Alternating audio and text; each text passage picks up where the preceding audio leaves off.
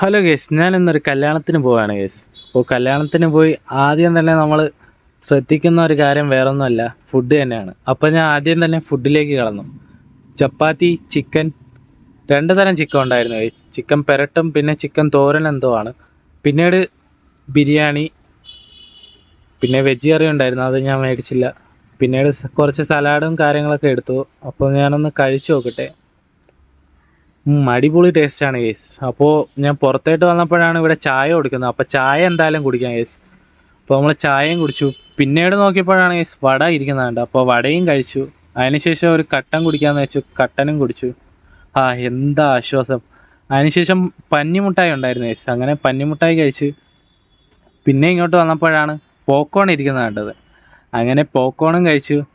അങ്ങനെ തിരിഞ്ഞ് നടക്കുമ്പോഴാണ് ഗൈസ് നമ്മുടെ ഐസ്ക്രീം ഇവിടെ ഇരിക്കണ കണ്ടത്. അങ്ങനെ ഐസ്ക്രീം കഴിച്ചു. വയറും ഫുൾ